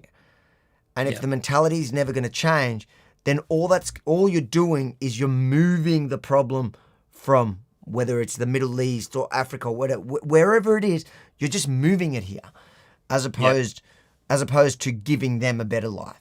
And that's the argument I'd make, and I'd say that what we're seeing today just proves that. Just read these super chats before we get to watching Dan Andrews, because I know you want to watch Dan. Thanks to the super chat. Australia is not just ask a flat earther. Australia is not real. What did they say? Convince the Aboriginals, First Nation people in the Sudanese are stealing their reparations from us. Divide and conquer, you're saying. Divide and conquer. It is funny though when all the different woke agendas kind of conflict. And I guess the most prevalent, like the ones that you see so obvious and blatant, is when you see like queers for Palestine. It's like, okay, queers for Palestine, but no queers in Palestine. I wonder why that is. Anyways, we don't have to re-prosecute that one. Tyrone says, and don't forget, it's mostly military-aged men. I think especially across Europe, we see especially. Yeah, I don't know if in Australia. I don't know if in Australia that's true. Here, it tends to be more in the family unit. Families. It tends to be more families from what I've kind of observed. But in Europe, for sure, you see boatloads, and it's always military-aged men. Yeah, in Australia, a lot of young men come, and young women come as well, but they're more the students that then go through the whole process of becoming residents, and that's another whole problem as well. But I'd say the same thing should apply with any immigration. If you're letting people move here and create a life here, whether it's through the student, through whatever immigration process, or refugees, we need to really be looking at who it is, because essentially down the road, that is what we're creating. So is that what kind of society are we actually creating? Are we creating one that you're going to end up having enclaves of tribal? Like, dude, there's literal areas I can't go to. Like, there are many places. This is the thing, Avi, what people say. They'll be like, oh, well, in the 60s and 70s, the Greeks and Italians came and the Lebanese came, and, everyone kind of had their issues, and it's just like growing pains and being in Australia. But I think this is what's happening now is uniquely very different from that. And there's always been ethnic criminality and enclaves and gangs and stuff like this. That's existed, right? But I think what you're talking about, where we're getting to a point where it's like, parts of Europe where there's it's ghetto-sized to the extent that if you're a part of Australian society, you can no longer go there and shop because, you might and that's the thing. Attacked. Like right now, it's me. So this is my warning to Aussies, right? Right now, it's me. There are areas that I can't safely just go to in Australia. Maybe there's areas that Pauline Hanson also can't, like recognizable people who they perceive as the enemy, right? Even though you've never seen me physically attack any, you'd never see that. But there are places that is literally dangerous. That's going to become the reality for everyone at some point. If you don't believe me, just look at England, look at Europe. There are no-go zones. The only reason why it's expedited is because it was open borders and it was accessible, and it still is accessible. So it just happened at a much faster rate. But it is going to happen here. And what we're seeing now is just a taste of it. We still have a chance to do something about that. Yeah, because I think we've enjoyed places like Richmond, for instance. You have this street, it's all kind of Vietnamese. And you have Springvale, it's all like Asian and Chinese and different parts of Asia.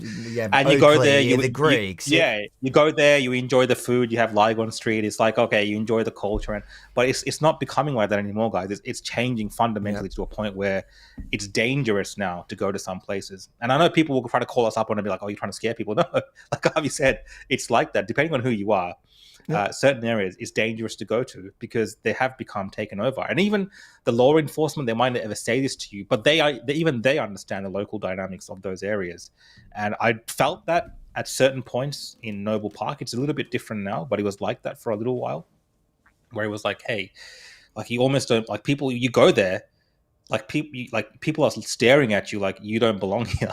You know what I mean? Like there was a period of time where I felt that even there. And that's me as a colored person or whatever. So it can happen. And I think, many Australians don't understand that their governments are letting them down on this aspect and letting this country be fundamentally transformed in a way that is harder to reverse down the track. And it's more dangerous for you and your children and future generations. And it just makes a crappier country overall. So that's why we talk about these things that we're talking about today. It's uncomfortable. I don't like talking about race and people's colors and all this kind of stuff, but it's the truth. It's what's happening. It's the reality of what's happening in Victoria right now. And you can dig your head, you can dig your head in the sand, and then you're going to wake up, in 5-10 years and go, how did that happen? Yeah. And what's funny is, I've seen it play out on a micro scale just from my experience with the Jewish community. So 5-6 years ago in the Jewish community, the establishment hated me. They called me all sorts of names because I was saying a lot of what I'm saying here. Maybe I was more, harsh about it. I didn't choose my words. It's whatever, but it's all the same things and warning about certain communities posing a threat, certain immigration posing a threat to the Jewish community. And then October 7 happened, and suddenly all the people that were publicly condemning me for saying all those things were now saying exactly what they were condemning me for saying 5 years ago. And that is going to happen on a broader scale as well in Australia because it's happened everywhere else. So those people who look at our conversation now and say, oh, that is just, like the thing is we could probably get away with it because we don't look white. Like if two white people, you probably much harder to do it, which is like sad and ridiculous because we're not actually saying, we're trying to have an open discussion that everyone should be able to have it. But as soon as you have it, you get labelled a certain thing. And then in 5 or 10 years, the people that were labelling you that are going, many of them, because they're going to have first-hand experience with it. The first time they realize, when the penny drops, when they're confronted by the reality of it not being safe for them. And that will happen to everyone at a different point when it affects them personally. So, whether they get attacked, one of their kids get attacked, their wife gets attacked, or they go to an area that they used to always go to and suddenly they get attacked in that area because it's been overrun by this thing because the community changed over quite a fast period of time. Like Noble, like you mentioned, I think Noble Park, like it is happening. It's happening in parts of Australia already. And if you haven't experienced it yet, it's because you don't live next to it. So you can go there and have a taste of it, or really open your eyes a bit and realize that, not everyone that wants to talk about it. There are genuinely people that talk about it that are racist and they don't like people just for their skin color. But then there are people trying to have this conversation in good faith. Be willing to do so. Yeah. There is extremes of this debate, but it's actually a responsible debate that you can have in a nuanced manner. Some of the solutions that people throw out there are, kind of makes sense, maybe like in their warped world view and as a solution. But these are not realistic solutions to the problems that we have in our state and in our country.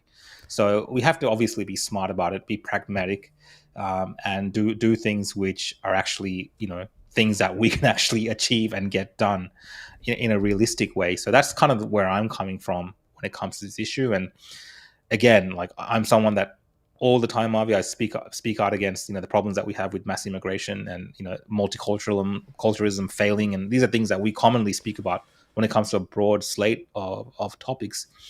But I think this goes deeper than that because it actually fundamentally, impacts just day-to-day life. Today's shopping centers, and it's this kind of, you're there and, trying to buy some clothes or go shopping at Officeworks or JB Hi-Fi, and then next minute you have these like people running around with machetes and weapons and stuff trying to stab each other or kill each other, and you're caught in the middle of it. Like that was not normal at one point in this country, and the point where it becomes normal and you hear about it a lot more, that means the problem's actually 10 times worse than what you can kind of see out there when these things kind of become public like this. So that's what I'm trying to fix, want to get attention on, so we can maybe have some solutions to this that makes life better in Victoria. Let's quickly read these 4 super chats and get to that Dan Andrews thing. This is from Miss Rancho Fiesta. Says, thanks for the super chat. The opposite of integration is disintegration. And that has many meanings. So disintegration. Yeah, we are kind of disintegrating in many ways. Integration, the opposite of integration is disintegration. And actually that works. I like that. I'm going to steal that.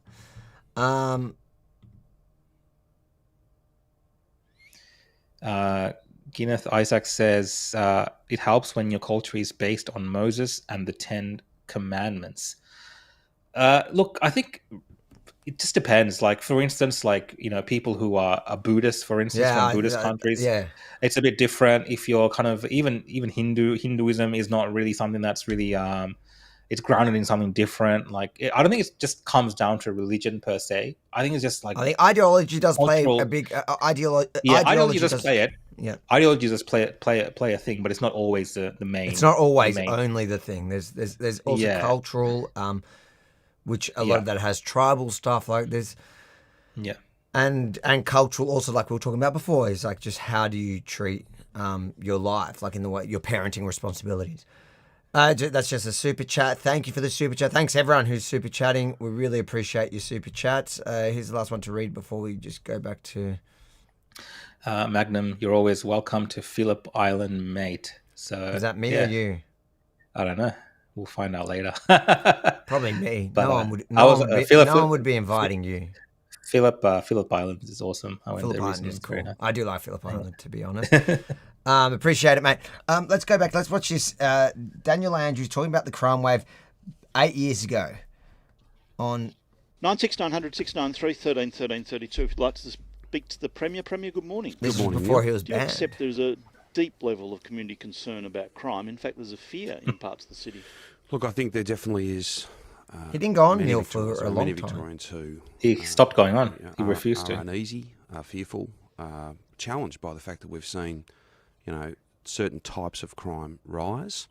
That is a very real thing, and I don't think we'll address that. We won't fix that. We won't get across these issues unless we acknowledge it. So, I'm not pleased to have to acknowledge that, but it's real. God, he's such a snake even talking about this. Sat down really intensively with the Chief Commissioner and with others. Weaselly about it. Just like even just opening this, it gives me PTSD just to hear him talk.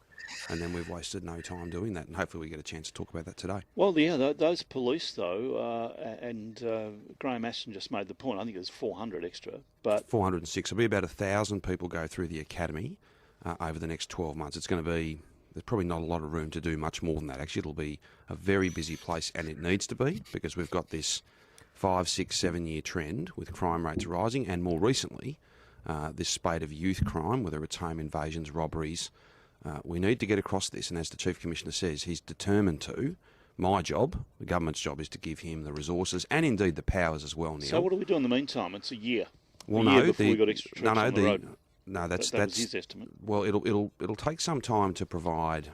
Well, again, look, these monies were provided back in the budget in May. We're not wasting any time rolling it out as quickly as we possibly can.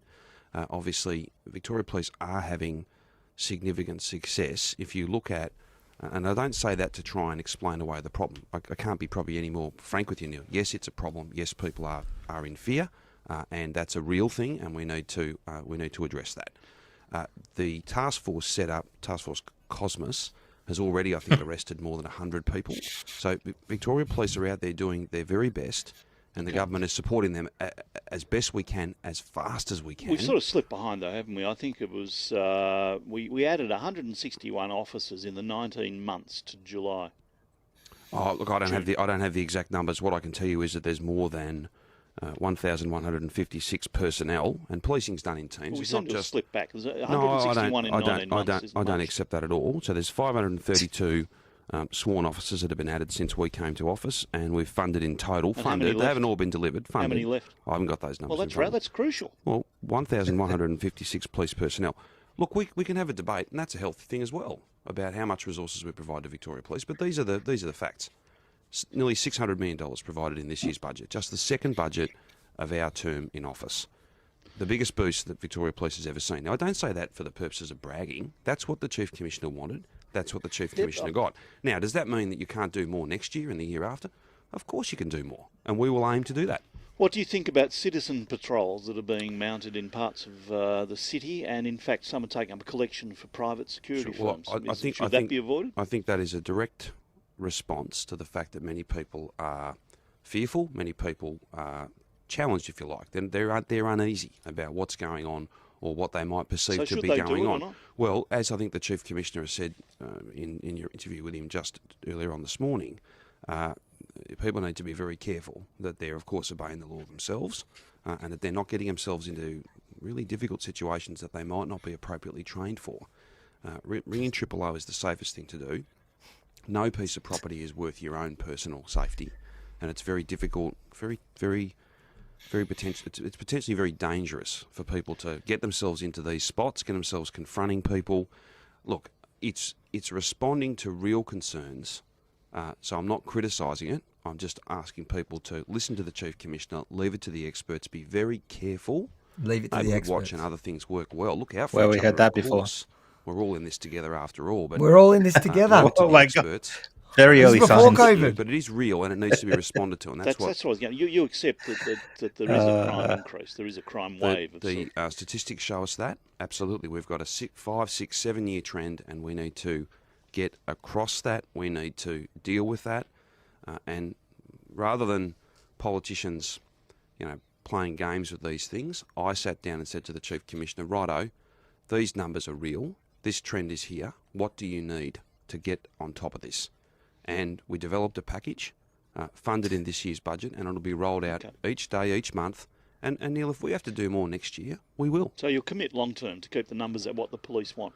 I am absolutely committed to continuing to make sure that for as long as we're in government, Neil, the Chief Commissioner will come to me from time to time needing extra resources, and he'll get them. What He'll about come to me asking for penalties and laws and do we need to change. look at penalties? Well, to a certain extent, we already are. So if you look at some of the changes that we made around ICE, and let's not forget, whilst the home invasion issues and youth crime is very topical at the moment, there are some other underlying issues too. Changes to bail for kids were not healthy, though. They weren't good, and we're getting reports of people being arrested, getting out and committing crimes again. This is youth crime, but very serious level. But we've what did we say? 8 years ago. This is exactly today. Yeah, this is exactly same today. thing.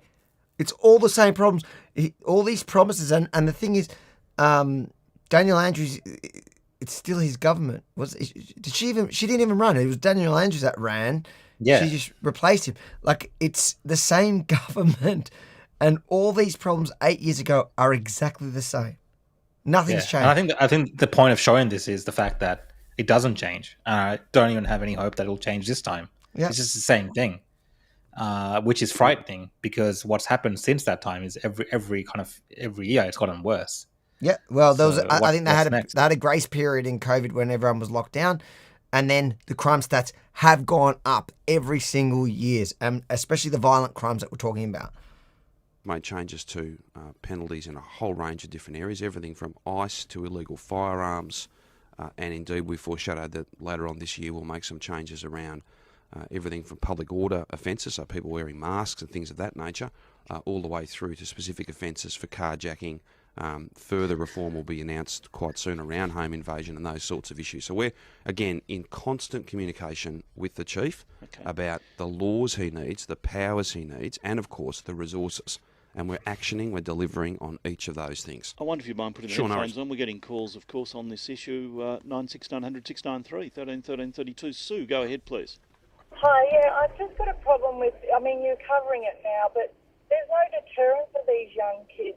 I just think that they're going out and reoffending, and we have all this talk about education and stuff, and I think you should lock them up and teach them a trade for a couple of years and give them a future rather than just, sending them out again so they walk the streets. Well, Premier, thank you. Sue, Premier, that did come up on the issue of bail laws, and there were changes to the bail laws affecting young offenders. Well, which made it easier. Well, hang on. If a young offender, and you might want to get the Attorney General on your program to go through that in greater detail, but magistrates and judges are still, and those in the Children's Court are still able to remand someone if they believe they are an unacceptable risk. Bail. If they believe they are an unacceptable risk.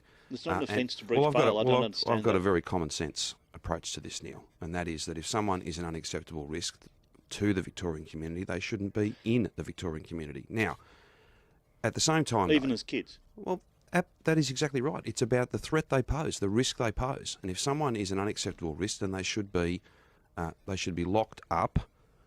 That doesn't mean, though, that you can't address what's driving some of that behaviour.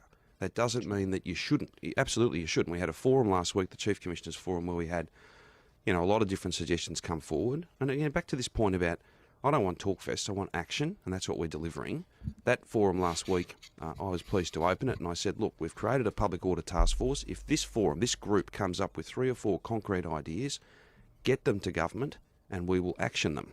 So you've got to do both. You've got to invest in schools and TAFE, deal with youth unemployment issues, of course, but it's also about respect, it's about appropriate penalties and punishment. I know the courts have to be, you have to be at arm's length from the courts. We can't have we don't want politicians sentencing or people, I'll be in jail. No. But seriously, do you feel they are conscious of and representing the community need? Well, in general sense, not specific. I have made the point many, many times, and I think you've just made it then. Every case on its merits, and we don't want politicians sentencing people, right? That's the first thing. But the second point I'll make, which is equally fair, is I think our judiciary need to do a better job of explaining why it is they come to many of the decisions they come to. And I've spoken to the Chief Justice about this. I've spoken to many judges in our system and asked them, could they perhaps have a close look at some of the summary judgment issues? There are other courts, federal courts, where there is a summary provided where there's perhaps a better communication strategy. It's not about justifying and impinging on the independence of the court, but if you've made a decision for good reason, then share those good reasons. Yeah, I had Justice Lex Lazar in the other day. I'm sure he made exactly the point. And I don't think that's not stepping across a line. That's not compromising courts. It's just simply saying in our world today, people are entitled to the information that supports the good decision you've made, as you say. You need to get out there. It just waffles on like the same stuff. Lots of complaints in the comments to turn him off. And Well, I'm sorry to put you through that, but the point is 8 years ago, exactly the same story. Yeah. Nothing has changed. Exactly the same. And you see, like, they do the same thing. We created this task force. We're willing to do all this stuff. I spoke to the justices. We're going to do everything every year to make it better. And this and that, and and look where we are today. So I think and one of the things that wasn't really brought up in that discussion, I don't know the full context, Harvey, but they didn't really touch on race or what's happening around those type of issues. He tried to take it to like stuff to do with drugs and ICE and stuff like this. So there is a tendency, I think, for governments to try to find other reasons for what's happening and ignore some of the obvious things. Like they kind of don't want to touch it. Look, before we, just to make up for it, just so people know how long this issue has been in the public conversation is 17. What's the date on this? I don't know if that's the exact date of the production. Yeah, this is the date somebody uploaded it, because this is somebody random, uploaded on October 10, 2007. It was a media watch thing. Now, they were mocking the media for talking about what then they were calling an African crime wave of sorts. But there's a few interesting here, because I watched it today. Let's watch it, because I'll stop it when we can point out the different things. It's got a few elements to it. Now to what became the story of last week and the sensationalist campaign commercial TV networks ran to drive it along. I love how back then the ABC was like, the ABC was acting like their alternative media. Like, you know how like we talk about the mainstream media, and they're like, the commercial TV, not the state TV. We wouldn't do that. Gangs caught on camera as the government shuts the door on African immigrants. That was the opening shot in Channel 7's Melbourne News last Wednesday. The federal government had just decided not to accept more African refugees until July 2008. As arguments swirled around whether African and specifically Sudanese migrants were fitting in, 7 said it had documentary evidence of Sudanese crime gangs on the rampage. Good evening. If you can, put racism claims aside for a moment, because tonight we can show you the terror experienced by a Noble Park shopkeeper at the hands of an ethnic gang. They've been identified by police as predominantly Sudanese youths, caught on camera stealing and striking fear into those around them. These security camera pictures show what Noble Park shopkeepers say they're continually subjected to.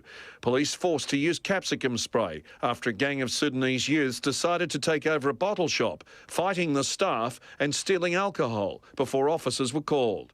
Channel 9 had the bottle shop video too. New footage has emerged showing Sudanese gangs terrorising shopkeepers in Noble Park. Business owners are demanding more protection from local authorities, while the federal government has announced it's shutting the door to African refugees. And 10 led with the African gang story too. Tonight, African gangs blamed for violence in the suburbs. One of the girls threw a bottle of whiskey at my head. If I hadn't ducked, it would have hit me in the head and probably knocked me out. We don't believe there is a gang culture. It's a group of young people together. Other young people who are like to the same thing, and they're not called gangs. Noble Park residents say the violence has reached boiling point, with gangs of up to 30 to 40 members roaming the streets at night, leaving many too scared to leave their homes. Interesting, the Victorian Police Commissioner wasn't buying into talk of... that was Noble. He said Noble Park, yeah? That's what you were talking about. Noble Park, yeah. And was that's that what I'm talking years about. That's right. Like 2007, whatever, like those years. That's where I grew up. And what she's saying, the police commissioner is saying, well, all kids are doing it. You know, it's just a bunch of youths. You know, we're calling them a gang, but it's not really a gang. But it was a gang. There were gangs. Like even from that point onwards, the police were trying to downplay what was building up. And this is very and early ABC on. was too. I don't think we need to watch it all because she ends up trying to, or we can if you think it's a good idea.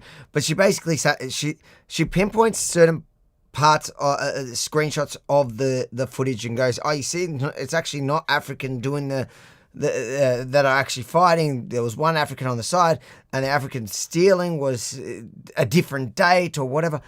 The point is that at that time in Noble Park, there was a perceived African gang problem, and people back then the difference was that the media was willing to actually frame it like that and say, put the racism thing to the side. That was literally how he opened it up, which I find fascinating. He goes, put the racism claims to the side. Just let's talk about what's happening. Because and at that time in 2007, who was the Prime Minister at the time? Was that? Well, if you play that video, it actually shows you the migration minister at the time talking about this issue. Yeah, but I want to know who the Prime Minister was. 2000, was it? Each of those stories was put in the context of the government's refugee decision. Immigration Minister Kevin Andrews has defended the government's decision. Who's Kevin Andrews, Immigration Minister? It's Liberal Party. Oh, it was a Liberal Party. Who was he under? That wasn't John Howard years, was it? No. No, John Howard. Actually, it was... I'll just see what Kevin Andrews is from, because it could be Rudd. 2007, Rudd? No. Kevin Andrews is... I just can't remember if it was Labour or Liberal Party. So it was just before Rudd. So who was that? Was that Abbott? I think it might have been Tony Abbott. It sounds like it was the Liberal Party because it was taking a hard stance on... Yeah, so Kevin Andrews was a Liberal. He was Tony Abbott Prime Minister... What years was Abbott Prime Minister? Why you do that? Ellen knows. Thank you for the super chat. Says keep up the conversations. We'll try. We're bringing up conversations. It seems from 2000. Oh no, what year was that? That was in 2000. Oh, was it 2007? It's saying, yeah. It was. Was it Malcolm Turnbull was the Prime Minister? Yeah. So that's just after Turnbull had. I think they had knifed down. But wait, Abbott. What year did we say this was? Oh, did you look it up based on the? Oh minister? No, 2007 wasn't it? Sorry, my bad. What are you looking at? I'm tripping myself out. Who was Prime Minister in 2007? Let's see. The comments have probably worked it out. John Howard finished his period in 2007. So if it was John Howard. It was just that. Oh, it was Howard. So I was right. Yeah. Okay. Just at the end of the Howard government. Sorry. It sounded like a bit of a Howard era where they were, you remember Stop the Boats and all that stuff. Yeah, but you saw the immigration minister there talking about, if you just go back a little bit, what he was saying.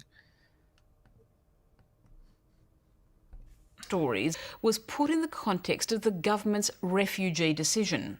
Immigration Minister Kevin Andrews has defended the government's decision to slash the intake of African refugees until at least next July. I'm concerned that we don't create problems down the track for this group of people and for Australian society generally. The pictures seem to be proof of exactly. That's pretty much, if you look at it over time period of time, that's exactly kind of what's happened. When if you really honestly want to discuss this issue, that's kind of what's happened. Yeah, it is what's happened, and it's funny because the ABC at that time, like the rest of the, what does she call them, the commercial TV, they were willing to have the conversation, but ABC was at the time trying to shun them, to essentially. They were trying to say it's other people. It's not just this problem. No, but they were trying to shame the commercial media for talking about it. And so like you see the way they unpack it, like they take frame by frame, like we can watch, but what they end up doing is going, you see, it's not actually Africans that were the ones punching on there, and the African was stealing on a different day. It's like, there was a problem. There's obviously a problem in the community. You lived in the community at the time. There was a problem growing, and at the time, there was people were willing to have a conversation. The people that were blocking the conversation were the far left-wing state-funded propaganda machine, the ABC, which was trying to shun anyone who dared talk about it. And what ended up happening is everyone fell in line. People fell for things like Media Watch for the media, especially back in those days. But even until recently, I think maybe now people are laughing at Media Watch, but until what was his name finished last year, like the media hate being, what's his name? Paul Barry. Paul Barry, yeah. Until Paul Barry finished, the media hated being featured on there. So they fell into line. They got shamed into not talking about this issue and not framing. And it was probably after the Howard era and the left kind of took control of the country, and you had like Labor. And even when you had Liberal, it was no John Howard. It wasn't people that were talking, so strongly about immigration. And those that did last a very short period of time. So we got shunned out of this conversation, and exactly what they predicted then ended up happening. Pretty much. And now we have another problem that just today got announced that I think, because both of us were there, and I think we'll end the show tonight on this story.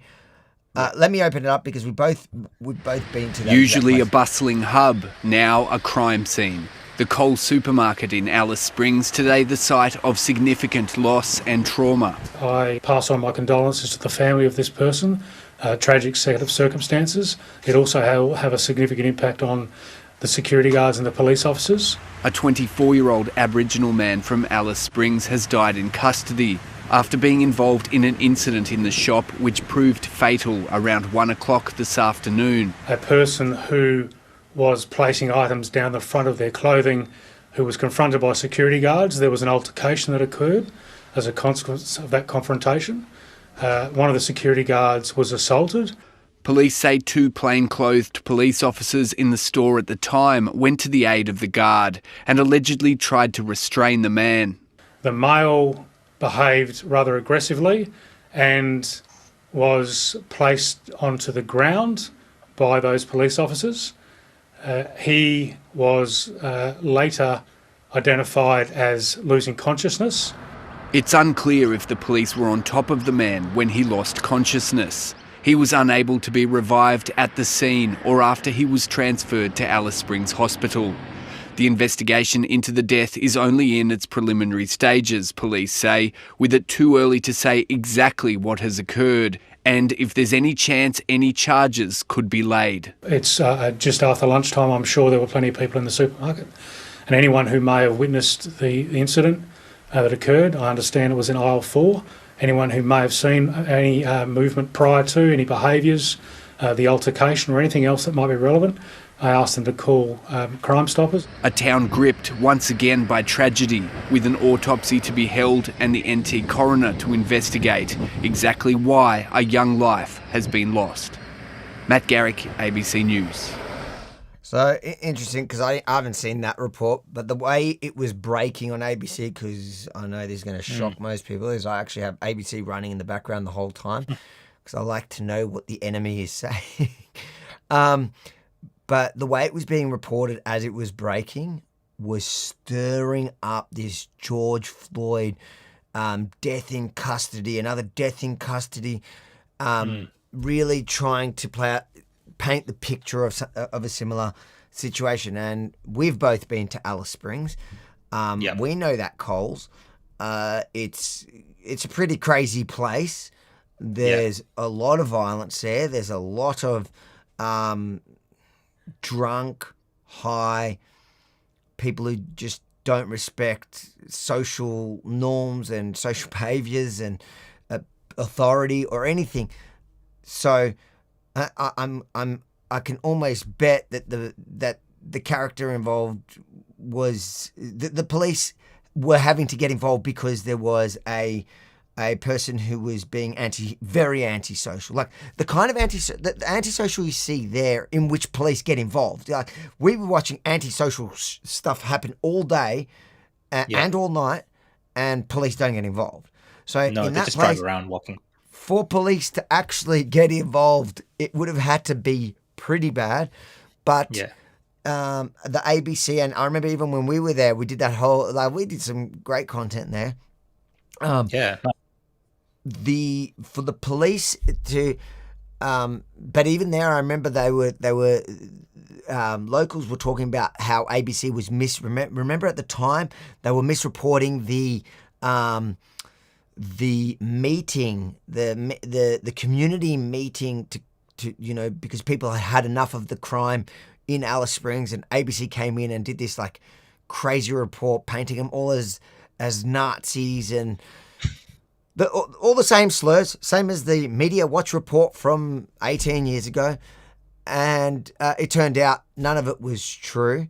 And when we were there on the ground, we experienced it firsthand. So I can guarantee you, a bit like George Floyd's situation, I guess, that the police were dealing with somebody who was possibly under the influence, definitely antisocial.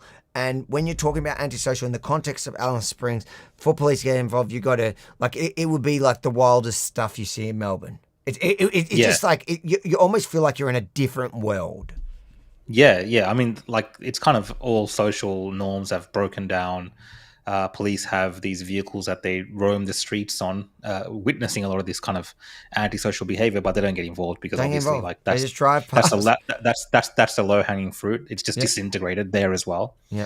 And there is those similarities we talked about, some of the African youth here in Victoria, we mentioned it before, that gang culture and all that kind of stuff happening. So, and this kind of Americanization where I know it's like, I think it's a 5-year anniversary or something like that of the George Floyd thing, and is it 5 or something like that? I've been seeing on the TV recently. So this kind of social justice angle that's always taken, where it's unfortunately police having to step in because society is disintegrated. It's always this kind of balance from the left-wing progressive media to paint it in the way of something wrong must have been done here by the law enforcement. Like that's their default position, the way they frame stories. And we know, like you said, Avi, from what we've seen, like that's not always the case in that area, because it's a pretty rough part of Australia. And, same concerns I think I have for parts of Victoria becoming like that. At night time where police kind of give up and they just do the patrols and they look at violence in different levels as low-hanging fruit, and it's not worth addressing, and we don't want to get that far. So I think that's why today's been a good conversation to have and hatch out some of this stuff. Unfortunately, Jerry, I don't know what happened. You know what? I was thinking in middle. I'm a bit concerned. I hope he's okay, and I hope it's not just an old number that I was messaging, and he's going to be like on X, seeing all his face all over the advertising, going, why? But he did confirm via his number. I just didn't speak to him. Anyways, I'll follow up with Jerry. It's look, it was a great discussion. Thanks for everyone for joining us tonight. Sorry that I was a bit put off. I'm going to go check in with my family now. Is there anything? Sorry, for those that are asking. What? I think. Did we miss any super chats? No, we've done all the super chats. Okay. And thank you to everyone that's all the super chats. For those who missed the beginning, for some reason it seems like Jerry didn't call in, and I'm gonna have to check why. I hope everything's all right with Jerry. He's a solid bloke, and almost always super reliable. So I hope everything's all right with him. But thank you for tuning in tonight, Rukshan. Where do you want to plug? What do you want to plug? Who do you want to plug? Yeah, look, guys, you can find me on X at The Real Rukshan, on Facebook, same tag at The Real Rukshan, or YouTube. That's where I hang out and share my views about a lot of these issues which are happening in our community. But yeah, I think Thursday we'll be back on the Opposition Podcast, and I look forward to seeing you all then. And I want to thank everyone for all the nice wishes. I'm going to go talk to my family now. And those of you looking at my T-shirt, I know people keep talking about my T-shirt. No one's talking about my T-shirt. But you want to talk about my T-shirt. and you're here. I'm trying to find that button there. You can get the Pride Flag t-shirt because we're in the best country in the world, rebelstore.com.au. Thank you all. I'll see you Thursday night, same place, same time. Make sure to hit the notification bell. Subscribe and hit the notification bell, especially on YouTube, to ensure that you get our lives as they happen. This was the first weekend I didn't do any extra lives, but I've got plenty planned. Good night, guys. See you guys.